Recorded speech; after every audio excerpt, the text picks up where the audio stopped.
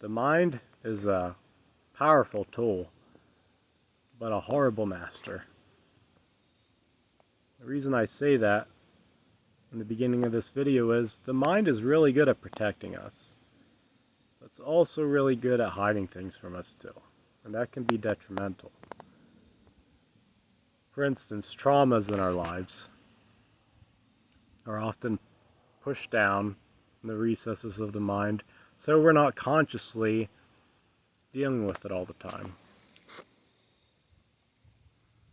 But it subconsciously bubbles up to the surface constantly in different aspects of our lives. We're thinking, why is this happening to me? I don't understand why this is happening to me. And it's because it's pushed down, it's bubbling up to the surface. Just like a festering wound. Sometimes a festering wound, it needs to be scrubbed with a brush. They've been known to scrub a wound with a brush to open it up to the air so it can actually heal.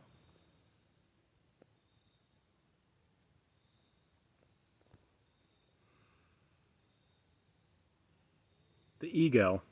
The ego is the identification that the mind has with things. Identifications that we build this character. This mind builds this character since we're born.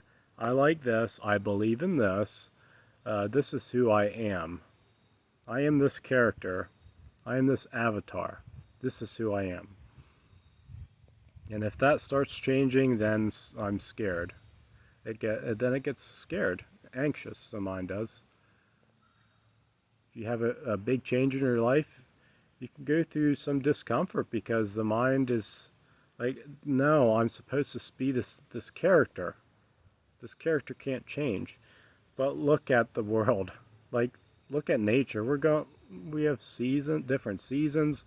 Things are constantly in flux. Things are constantly growing, dying. It's always in flux. That's the nature of things.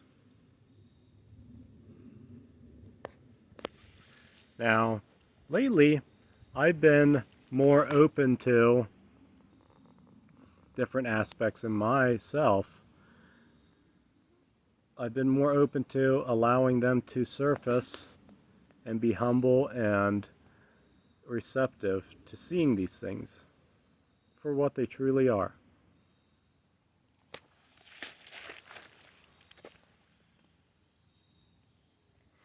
And one of those things is I would say, well, the character I am, William is a laid back guy, very patient. That's it. But lately I have been aware that was a blanket thrown over things that I wasn't patient with, things that I was actually anxious with. That blanket was called, I'm the patient, laid-back guy. That blanket was pulled back. There's anxious thoughts and this and that, and I'm not patient with this. And it was revealed to me. But I never really looked into it because I just had that blanket thrown over things of, oh, this is the way things are. I'm not going to look any deeper. Well, it was the mind trying to protect me from pain. And then there was another one. This blanket was called, I'm not afraid of anything. But that blanket was pulled back. And underneath that blanket, some of the things that were there were the fear of failure. And the fear of failure comes from my childhood. Whereas a child, I was very much a perfectionist. Things had to be perfect. If they weren't perfect, I might as well not even do it. Or I would just quit, or I would freeze, or I didn't have much confidence in myself with things. I'd beat myself up over it. And I had a very encouraging family.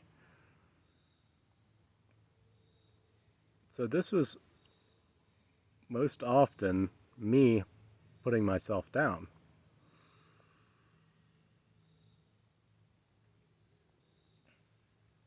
that was suppressed, and it bubbled up into my adult life. And then there's another fear. This one's a weird one, but I'll explain it. Fear of success. I know you're thinking, fear of success, I thought everybody wanted to be successful. Well, yeah. But in this case, like I told you, the ego's the mind's identification with things. Building this character, making this avatar. This is the character I'm playing. Now my ego was, okay, I'm this guy that strives for perfection and doesn't make it and fails with this and that. It had very high expectations for myself. So I started to see myself as failing or just not good enough or just not making it fully. So if that guy started to succeed, then who am I? The mind would think, who am I then? I thought I was the guy that didn't succeed. See what I'm saying? Do you have a fear of success? Do you have a fear of failure?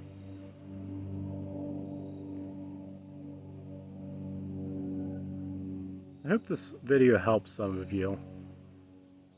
Be open, be receptive.